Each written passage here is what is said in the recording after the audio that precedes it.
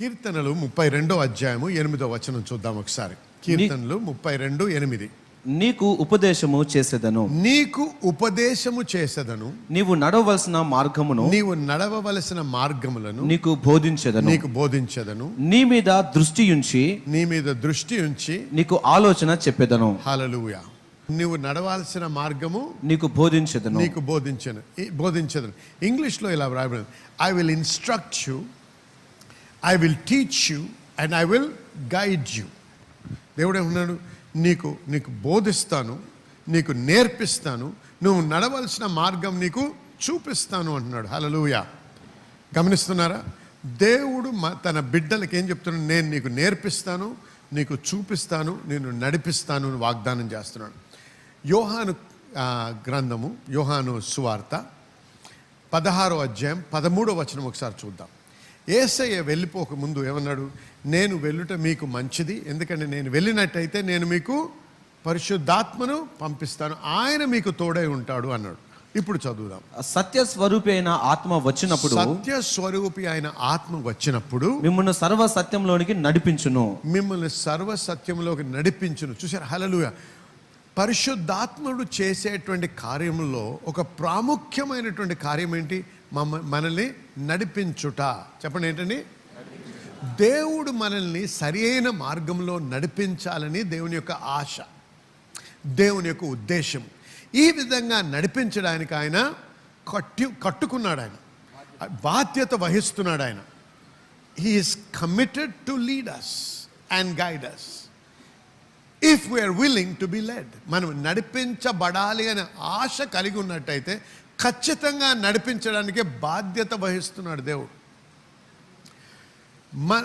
చాలామందితో వచ్చిన ప్రసక్తి ఏంటంటే, నడిపించబడాలని ఒక రకమైన ఆశ ఉంటుంది, కానీ దాన్ని వెంబడించరు. ఎందుకంటే ఈ నడిపింపు, దేవుని నడిపింపు అనేది చులకనగా వచ్చేది కాదు, సులువుగా వచ్చేది, అది మామూలుగా జీవిస్తే వచ్చేది. దాని వెంటాడాలి.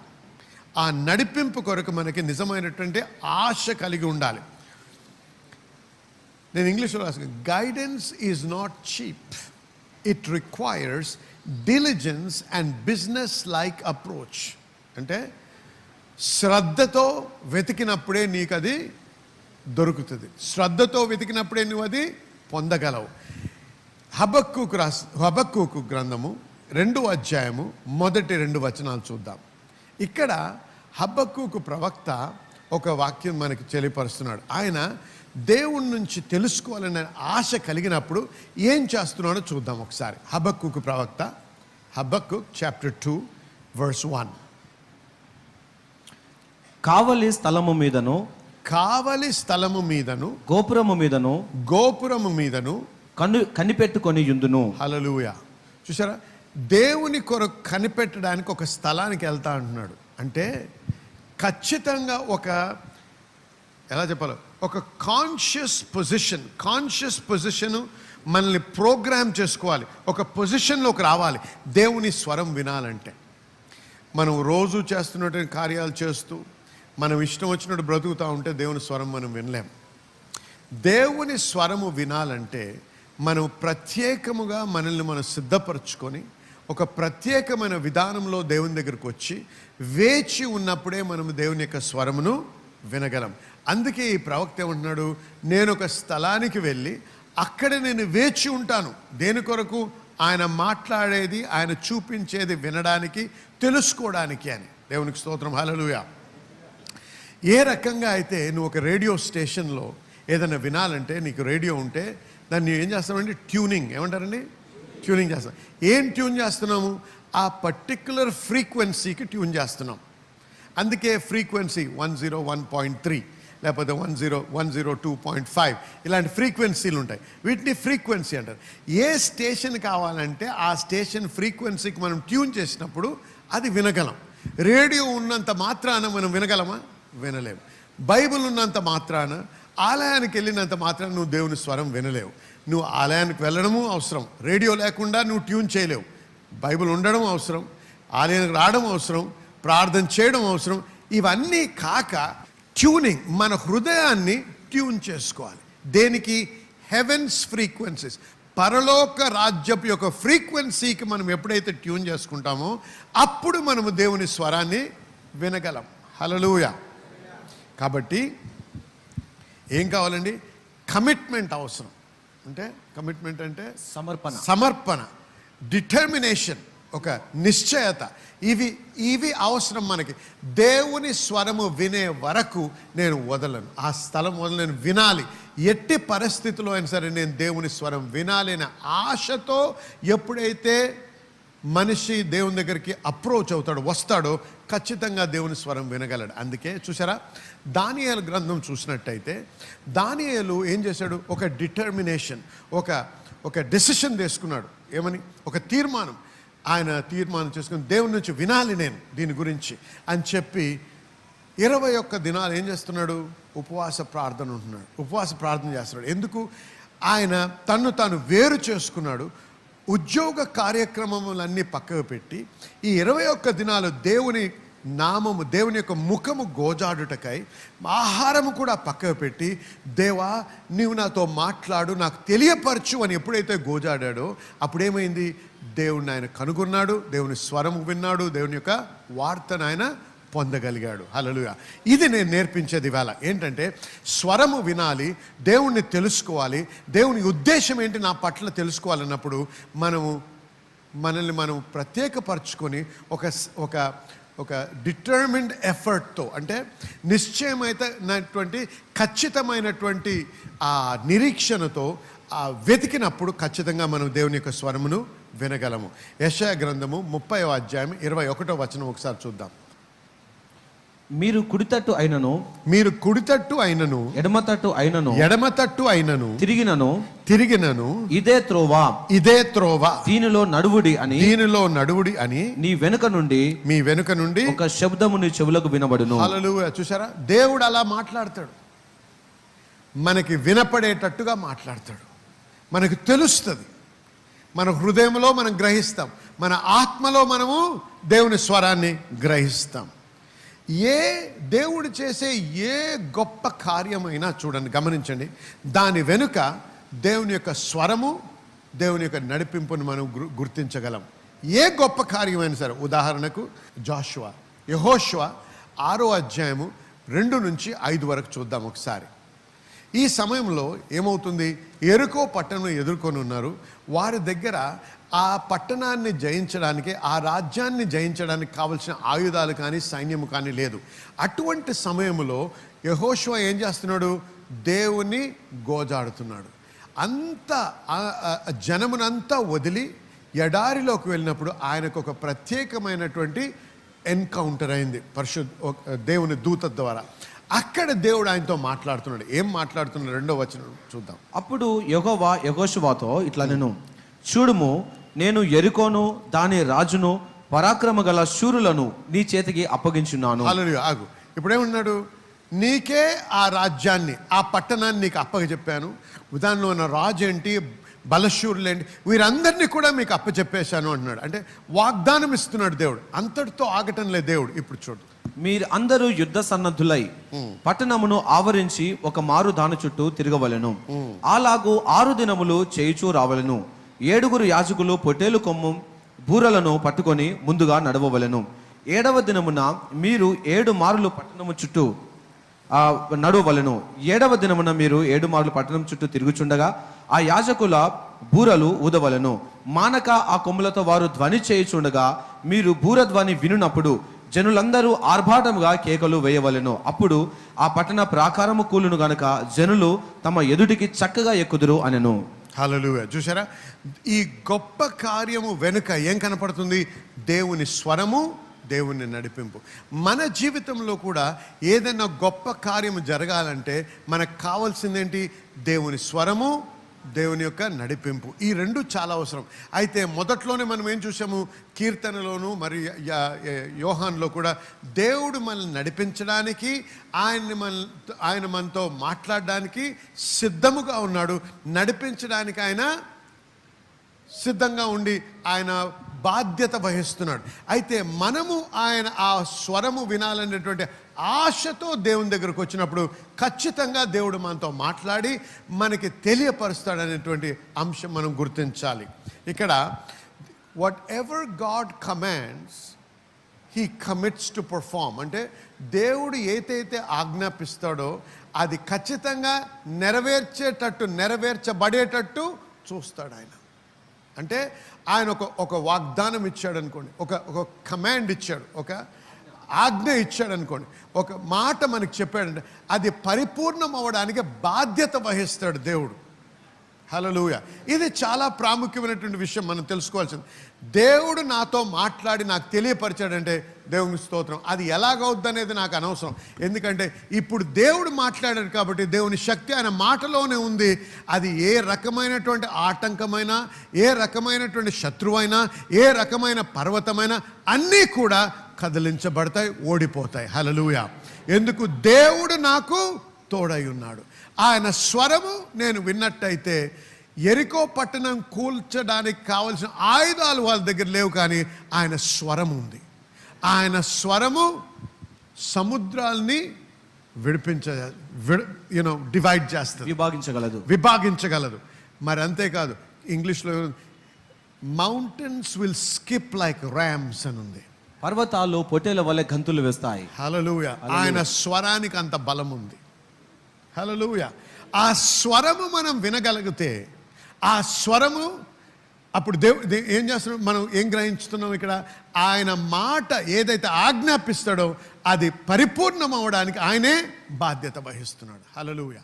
సహోదరి ప్రేమ మరి కొన్ని నెలలుగా మన సంఘానికి వస్తున్నారు. మరి ఈ సంఘానికి రాకముందు ఆ కుమార్తె తన వ్యక్తిగత జీవితంలో కానీ, తన చేస్తున్నటువంటి పనిలో కానీ ఎక్కడ కూడా తృప్తికరంగా మరి జీవితం లేదు. తన వ్యక్తిగత జీవితంలో కూడా మరి సరైనటువంటి విజయము కానీ తన ఎన్నడూ కూడా చూడలేదు. మరి 9 నెలల నుంచి మన సంఘానికి వస్తున్నప్పటి నుంచి కూడా మరి వాక్యంలో కుమార్తె ఎదుగుతున్నారు. మరి విత్తడం గురించి, మరి దశంభాగం దేవుని మందిరంలో చెల్లించడం గురించినటువంటి విషయాలు తెలుసుకొని మరి దాన్ని నమ్మకంగా చేయడం ప్రారంభించారు. మరి అలా చేసినటువంటి సమయం నుంచి కూడా తన వ్యక్తిగత జీవితంలోనూ అలాగే పని చేస్తున్నటువంటి స్థలంలో కూడా దేవుడు తను హెచ్చించడం ప్రారంభించారు. ఇంతకుముందు తను చేస్తున్నటువంటి ఉద్యోగ అట్మాస్ఫియర్లో మరి తనకున్నటువంటి అధికారి ఎవరైతే ఉన్నారో తన మరి ఎంతో మరి డిస్టర్బ్డ్గా ఉండేవారు, తనతో సమాధానం లేకుండా ఉండేటువంటి స్థితిని కలిగి ఉన్నారు. కానీ ఎప్పుడైతే మరి మన సంఘంలో దేవుని వాక్యం మీద నిలబడడం నేర్చుకున్నారో, మరి తన ఎవరైతే మరి కుమార్తెతో సమాధానంగా లేకుండా ఉన్నారో ఇన్ని రోజులు, ఆ అధికారే మరి కుమార్తె పట్ల మరి అనుగ్రహం కలిగి ఉన్నారు. మరి అన్ని విషయాల్లో కూడా మరి తనకి ప్రమోషన్ వచ్చే విషయంలో కూడా మరి ఒక మాట విడుదల చేయబడడం జరిగింది. పాస్టర్ మల్లిన్ గారు ప్రవచనాత్మకంగా మరి ఇక్కడ ఉన్నటువంటి వారు మరి నూతనమైనటువంటి ప్రమోషన్ కొరకు ఎదురు చూస్తున్నటువంటి వారి జీవితాల్లో దేవుడు కార్యం చేస్తున్నారు అనేటువంటి మాటను విడుదల చేశారు. ఆ మాటను స్వీకరించినటువంటి వారంలోనే మరి తన యొక్క పని స్థలంలో మరి తనకి ప్రమోషన్ ఇవ్వడం జరిగింది. 20% హైక్ కూడా తనకి మరి అక్కడ ఉన్నటువంటి స్థలంలో ఇవ్వడం జరిగింది. అంత మాత్రమే కాదు, హైదరాబాద్లోనే IBMలో తను చేస్తున్నారు. తన ప్రాజెక్ట్ ఒకటే మరి ఎలక్ట్ అవ్వడం కూడా మరి తన మన మధ్యలో సాక్ష్యం ఇస్తున్నారు. ఇదంతా కూడా కేవలం దేవుని సన్నిధిలో దేవుని వాక్యం ద్వారా తన బలపరచబడి ఆ వాక్యానుసారంగా జీవించడం ద్వారా జరిగిన అద్భుతంగా తెలియపరుస్తున్నారు. దేవునికే సమస్తమైన మహిమ కలుగునుగాక. మొదటి తెస్సలోనికి రాసిన పత్రిక 5వ అధ్యాయం 24వ వచనం ఒకసారి చూద్దాం. మొదటి తెస్సలోనిక 5:24.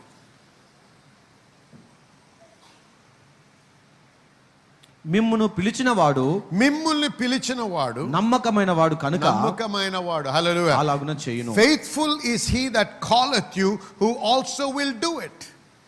పిలిస్తే ఖచ్చితంగా చేస్తాడు దేవుడు. హల్లెలూయా. అందుకే మనం ఏ కార్యము చేయాలని సిద్ధపడుతున్నా సరే దేవుని స్వరము వినడం చాలా ప్రాముఖ్యం. ఎందుకు? దేవుని స్వరం విన్నట్టయితే దేవుడు మనకు తోడై ఉన్నాడు అన్నమాట. ఆయన ముందుకెళ్ళమంటే ఆయన మనతో వస్తున్నాడు, వద్దు అంటే వెళ్ళకూడదు, ఎందుకంటే వెళ్తే ఆయన మనతో రాడు. ఆమేన్. హల్లెలూయా. చూడండి, వీరందరూ కూడా మోషేని వ్యతిరేకించి మరి లేకపోతే వెళ్ళొద్దు అన్నప్పుడు యుద్ధానికి వెళ్తాము అన్నారు. దేవుడు ఏం చెప్పాడు మోషే ద్వారా? వెళ్ళొద్దు అని చెప్పు అన్నాడు. అయినా వారు మాట వినకుండా వెళ్ళారు. ఏమయ్యారు? అందరూ నాశనం అయ్యారు. కాబట్టి మనం తెలుసుకోవాల్సింది ఏంటి? ఆయన మాట్లాడితే ఆయన మనతో ఉంటాడు. హల్లెలూయా. ఓకే. మోషేని పిలిచి ఏమన్నాడు తెలుసా దేవుడు? నిర్గమకాండము 33:14. నిర్గమకాండం 33 అధ్యాయం 14 వచనం.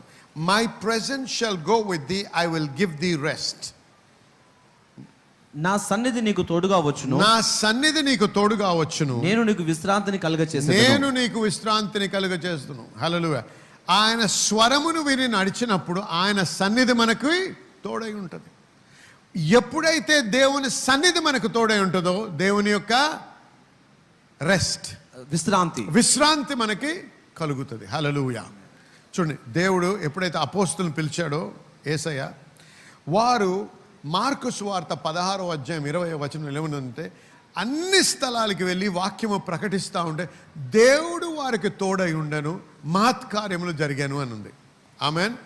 They went about preaching the word of the and the lord was working with them. దేవుడు వారితో పని చేస్తున్నాడు. ఎందుకు? దేవుడు వారికి తోడై ఉన్నాడు. ఎందుకు తోడై ఉన్నాడు? ఆయన చెప్పిన ప్రకారంగా వెళ్తున్నారు.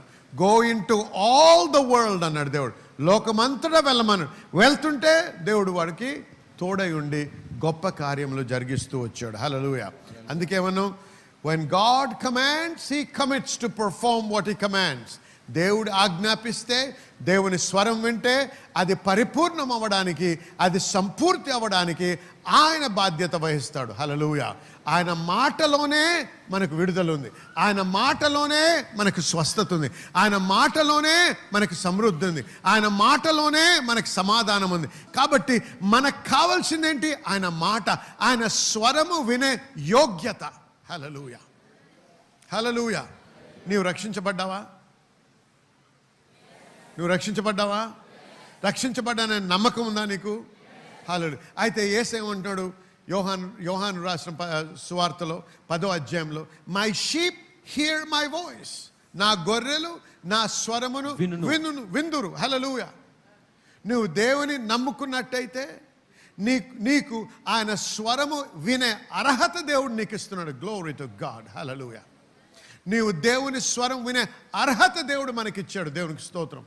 అంతేకాదు, రోమీయులకు రాసిన పత్రిక 8వ అధ్యాయంలో ఉన్న, they that are led by the spirit of God are the sons of God. దేవుని కుమారుడు దేవుని ఆత్మ చేత నడిపించబడతారని. కాబట్టి నువ్వు రక్షించబడినట్టయితే, దేవుని యొక్క వాక్య ప్రకారం నువ్వు దేవుని యొక్క కుమారుడు. నువ్వు దేవుని కుమారుడు అయితే తిరిగి జన్మించడం ద్వారా నీ జన్మ హక్కు ఏంటి? దేవుని స్వరం వినడం. హల్లెలూయా. దేవుని చేత నడిపించబడ్డం. కాబట్టి మనం నిర్లక్ష్యం చేయకూడదు, ఆశించాలి. నేను దేవుని బిడ్డనే, కానీ నేను నిర్లక్ష్యతతో బ్రతుకుతే నేను దేవుని స్వరం వినలేను, వినే స్థితిలో నేను ఉండలేను. కాబట్టి మనం నేర్చుకోవాల్సింది ఏంటి? దేవుని బిడ్డలుగా మనము ఆయన స్వరము వినడానికి కాంక్షించాలి, దాని గురించి మనం వెంబడించాలి. దేవా, నాకు నేర్పించు ప్రభువా అని గ్రహించే ఆ జ్ఞానం ఇవ్వు ప్రభువా, పరిశుద్ధాత్మన నడిపించు నాయన అని మనం ప్రార్థన చేసి వాక్యమును ధ్యానించి మనల్ని మనం సిద్ధపాటు చేసుకొని ఆయన స్వరం వినడానికి కనిపెట్టుకొని ఉండాలి. హల్లెలూయా. ఎందుకంటే ఆయన స్వరములోనే మనకు విడుదల. 2వ రాజుల గ్రంథం 5వ అధ్యాయము 9వ వచనం చూద్దాం ఒకసారి.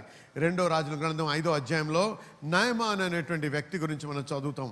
అక్కడ ఈయన గొప్ప సేనాధిపతి, చాలా పేరు ప్రఖ్యాతులు కలిగినటువంటి వ్యక్తి. ఈయన చాలా పెద్ద అధికారి, కానీ కుష్ఠరోగి. ఎంత డబ్బున్నా, ఎంత పలుకుబడున్నా, ఎటువంటి వైద్యులున్నా ఆ వ్యక్తికి జవాబు దొరకటం లేదు. ఆమెన్. మీరు అటువంటి సమస్య ఎదుర్కొంటున్నారేమో.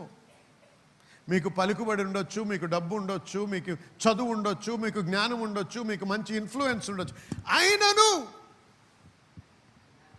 వింటున్నారా? అయినను మీకు జవాబు లేదమ్మా. కానీ ఒక్కటి గుర్తుంచుకో, ఇవాళ నీవు దేవుని స్వరం వినగలిగితే ఖచ్చితంగా నీకు ద్వారం విప్పబడుతుంది. దేవుని స్వరానికి వ్యతిరేకంగా నిలబడగలిగింది ఏది కూడా లేదు, ఈ లోకంలో కానీ పరలోకంలో కానీ. హల్లెలూయా. నయమానుకు ఎదుర్కొనేటువంటి సమస్యకు అంత గొప్ప వ్యక్తి, గొప్ప అధికారి, గొప్ప ధనవంతుడు, పేరు ప్రఖ్యాతులు కలిగిన వాడు, కానీ ఎవరు కూడా సహాయం చేయలేని స్థితిలో ఉన్నారు. అయితే ఎక్కడికి వస్తున్నాడు నయమాను? ఒక ప్రవక్త దగ్గరకు వస్తున్నాడు. ప్రవక్త ఎందుకు? ప్రవక్త దేవుని స్వరం వినగలడు. హల్లెలూయా. ప్రవక్తను ఎందుకు వెతుకుతారు రాజులు?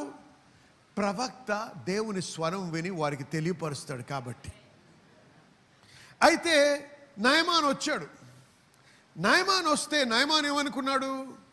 ప్రవక్త బయటకు వచ్చి ఆయన్ని ముట్టుకోనో చేసో ఏదో చేసి ఏదో ఆయన స్వస్థపరుచుతాడు అనుకున్నాడు. కానీ ఈయన ఏం చేస్తున్నాడు? ప్రవక్త గారు ఇంట్లోంచి బయటకు వచ్చి హలో కూడా చెప్పటం లేదు. అంత గొప్ప వ్యక్తి, పేరు ప్రఖ్యాతులు కలిగిన వ్యక్తి, ఇశ్రాయేలు జనాంగం కంటే రాజు కంటే గొప్ప స్థితిలో ఉన్నటువంటి రాజు దగ్గర ఉన్న సైన్యాధిపతిన. అటువంటి వాడు వచ్చినా కూడా లెక్క చేయటం లేదు. ఎందుకో తెలుసా? అన్ని రాజుల కంటే గొప్ప రాజుకి ఈయన సేవ చేస్తున్నాడు కాబట్టి. హల్లెలూయా. ఏ రాజు కూడా దేవుని కంటే గొప్పవాడు కాదు. ఆమేన్. ఆ రాజాది రాజు యొక్క మౌత్ పీస్, నోటి బూర ఎవరు? ఈ ప్రవక్త. చదువు 9వ వచనం. నయమాను గుర్రములతోనూ రథముతోనూ వచ్చి ఎలీషా ద్వారము ముందర నిలిచి ఉండగా. చూసారా? అంత పెద్ద వ్యక్తి, అంత గొప్ప వ్యక్తి, అంత పేరు ప్రఖ్యాతులు కలిగిన వ్యక్తి, రాజుల దగ్గర మాట్లాడే వ్యక్తి ఈ ప్రవక్త ఇంటి దగ్గరకు వచ్చి నిలబడ్డాడు. ఎలీషా, నీవు యోర్దాను నదుకు పోయి 7 మార్లు స్నానము చేయుము, నీ ఒళ్ళు మరల బాగై నువ్వు శుద్ధుడు వగుదువని అతనితో చెప్పెను. చెప్పుటకు ఒక దూతను పంపెను. చూసారా? వచ్చి కూడా మాట్లాడటం లేదు, ఒకడి ద్వారా పంపిస్తున్నాడు ఈ మాట. హల్లెలూయా, హల్లెలూయా, హల్లెలూయా, హల్లెలూయా. నీ విడుదల దేవుని స్వరంలో ఉంది. నీ విడుదల దేవుని స్వరంలో ఉంది. ఒక వ్యక్తి వచ్చి, ఒక ప్రవక్త వచ్చి నిన్ను ముట్టాల్సిన అవసరం లేదు. ఆ ప్రవక్త దేవుని స్వరము విన్నట్టయితే ఆయన నీతో మాట్లాడితే ఆయన కబురు పంపించినా చాలు నీకు. హల్లెలూయా. కానీ నూతన నిబంధనలో ఉన్నటువంటి గొప్ప విషయం ఏంటంటే ఇది నూతన నిబంధన. ఈ నిబంధన పాత నిబంధన కంటే గొప్ప నిబంధన అని వాక్యంలో రాయబడింది. ఆ రోజుల్లో ప్రవక్తలు అవసరం ఉండింది. ఈ రోజుల్లో కూడా దేవుడు ప్రవక్తల్ని వాడుకుంటున్నాడు. కానీ నీతో కూడా మాట్లాడడానికి సిద్ధంగా ఉన్నాడు దేవుడు. హల్లెలూయా. ఎందుకు? ఆ రోజుల్లో ఎంత గొప్పవాడైనా వాడు దేవుని కుమారుడని పిలువబడలేదు. యేసయ్య వచ్చిన తర్వాతే ఒక వ్యక్తి దేవుని కుమారుడు అవ్వడానికి అర్హత అనుగ్రహించబడ్డది. హల్లెలూయా. ఆ రోజుల్లో ఆయన ప్రవక్తే. అందుకే ఏమన్నాడు నూతన నిబంధనలో? ప్రవక్తలందరిలో కూడా గొప్పవాడు బాప్తిస్మం వచ్చి యోహాను అన్నాడు. కానీ పరలోక రాజ్యంలో అందరికంటే కనిష్ఠుడైన వాడు యోహాను. బాప్తిస్మం వచ్చి యోహాను కంటే గొప్పవాడు అన్నాడు. ఎందుకో తెలుసా? బాప్తిస్మం వచ్చి యోహాను నూతన నిబంధనలో లేడు, పాత నిబంధనలో ఉన్నాడు. ఆ వ్యక్తి ఎంత గొప్పవాడైనా దేవుడి కుమారుడని పిలువబడలేదు. నీవు నేను దేవుని కుమారుడని పిలువబడుతున్నాం. మనకు దేవుడిచ్చినటువంటి వాగ్దానము రోమీలకు రాసిన పత్రిక 8వ అధ్యాయం. దేవుని కుమారులు దేవుని ఆత్మ చేత నడిపించబడతారు. అంటే మనము దేవుని స్వరం వినే అర్హత యేసు ప్రభు మనకి అనుగ్రహించాడు. దేవునికి స్తోత్రం. అయితే ఈ వ్యక్తి ఆ ప్రవక్త ఆ మాట పలికినప్పుడు ఈయనకి చాలా కోపం వచ్చింది. నాకు మంచి నదులు లేవా? ఆ యోర్దాన్లో ఎవడు మునుగుతాడు? మా దగ్గర ఇంకా గొప్ప నదులు ఉన్నాయి అని చెప్పి వెళ్ళిపోతూ ఉంటే ఆయనతో వచ్చినటువంటి ఆఫీసర్లు కలిసి అందరూ, అయ్యా అంత కోప్పడకు, ఆయన ప్రవక్త. ఎవరండి ఆయన? మామూలు వ్యక్తి కాదు, సైన్యాధిపతి కాదు, రాజు కాదు, ప్రవక్త. మనమందరము చేసేది మన జ్ఞానంతో. ఆ వ్యక్తి దేవుని జ్ఞానంతో ప్రవర్తిస్తాడు. హల్లెలూయా. మనమంతా కూడా ఒకరితో ఒకరు మాట్లాడుకొని, రాజులతో, సైన్యాధిపతుల్లో, ఆఫీసర్లతో మాట్లాడతాడు. కానీ ఆయన మనందరినీ సృష్టించిన వాడితో మాట్లాడతాడు. కాబట్టి కొద్దిగా కూల్ అయ్యి ఇంకా కూల్ అవడానికి యోర్దాన్లో దిగు అన్నారు. సరే అని చెప్పి ఆయన యోర్దాన్లో దిగినప్పుడు 7 సార్లు మునిగినప్పుడు ఏమైందండి? స్వస్థత నొందాడు. ఎక్కడుందండి ఈ స్వస్థతకి మూలము? ఆయన స్వరములో. హల్లెలూయా, హల్లెలూయా. నీవు ఏ సమస్య ఈరోజు ఎదుర్కొంటున్నా సరే, ఎటువంటి ప్రశ్న నీ హృదయంలో ఉన్నా సరే, ఎటువంటి ఆటంకమును ఎదుర్కొంటున్నా సరే, నీవు కానీ ఖచ్చితంగా దేవుని స్వరము వినాలనేటువంటి ఆశతో నువ్వు దేవుని దగ్గరికి వెళ్తే దేవుడు నీతో మాట్లాడి నీకు జవాబునిచ్చి నీకు మార్గము చూపించడానికి సిద్ధంగా ఉన్నాడు. హల్లెలూయా. దానికి మార్గమే లేదు, విధానమే లేదు, పద్ధతే లేదు, ఎప్పుడూ ఇటువంటిది కాలేదు అని అంటున్నావా? దానికి కూడా సిద్ధంగా ఉన్నాడు దేవుడు. హల్లెలూయా. ఎప్పుడూ జరగనటువంటి విషయం కూడా దేవుడు చేయడానికి సిద్ధంగా ఉన్నాడు. హల్లెలూయా. కానీ మన హృదయము, మన ఆశ, మన దాహము దేని పట్ల ఉంది? మనం దేవుని పట్ల చూస్తున్నామా, మనిషి పట్ల చూస్తున్నామా? దేవుని మీద నువ్వు ఆధారపడ్డట్టయితే నువ్వు ఎప్పుడు కూడా ఓడిపోవు జీవితంలో. హల్లెలూయా. Until you are on course with divine commands, you are not really in command. దేవుని యొక్క ఆజ్ఞలు, దేవుని యొక్క స్వరము వినే స్థితిలో నువ్వు లేకపోతే నువ్వు ఆజ్ఞాపించే స్థితిలో ఉండలేవు. ఎప్పుడైతే నువ్వు దేవుని ఆజ్ఞలు వినగలవో అప్పుడు నువ్వు ఆజ్ఞాపించే స్థితికి దేవుడు నిన్ను తీసుకొస్తాడు. హల్లెలూయా.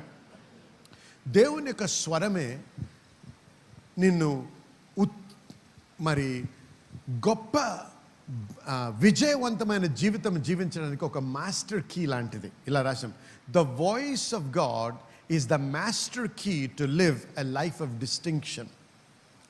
The voice of God is the master key to live a life of distinction. అంటే ప్రత్యేకమైనటువంటి జీవితం జీవించడానికి దేవుని స్వరమే ఒక గొప్ప తాళపు చెవి. ఇది చాలా ప్రాముఖ్యమైనటువంటి విషయం. కాబట్టి ఏం నేర్చుకుంటున్నాం ఈవేళ మనం అంటే, మనకి సమస్యలు వచ్చినప్పుడే దేవుని స్వరం వినడం కాదు, దేవుని స్వరం వినడం అనేది అది మన జీవితంలో అది ఒక అలవాటుగా మారాలి. ఆమేన్. నిజంగా దేవుని ఆశీర్వాదాలు మన జీవితంలో అనుభవించాలంటే ఆయన స్వరము విని దానికి లోబడి నడవడం నేర్చుకుంటాం. మా టీవీ ప్రోగ్రాం ద్వారా మీరు దీవించబడుతున్న విధానంను బట్టి మేము ఎంతో సంతోషిస్తున్నాం. కేవలం టీవీ ప్రోగ్రాం ద్వారా మాత్రమే కాకుండా మార్పు అనే పేరుతో మహాసభలు కూడా శామ్యూల్ పట్టా మినిస్ట్రీస్ నిర్వహిస్తుంది. 2012లో అనేక ప్రాంతాల్లో నిర్వహించిన ఈ సభల ద్వారా అనేక మంది దేవుని వాక్య ప్రత్యక్షత పొందుకొని దేవుని రాజ్యంలో చేర్చబడ్డారు. దేవుని రాజ్యము విస్తరించుటలో అనేకులు దేవుని రాజ్యంలో చేర్చబడినట్లు నాతో ఏకీభవించిన ఈ పరిచర్యలో పాలు పంచుకుంటున్న నిబంధన భాగస్వాములందరినీ నేను అభినందిస్తున్నాను. మీలో ఎవరైనా మా పరిచర్య ద్వారా దీవించబడుతూ అనేకులకి దీవెనకరముగా ఉండాలని ఆశించినట్లయితే మీరు కూడా నిబంధన భాగస్వాములుగా చేరడానికి ఈ స్క్రీన్ మీద ఉన్న నంబర్లను సంప్రదించండి. దేవుడు మిమ్మల్ని దీవించును గాక. ఆమేన్.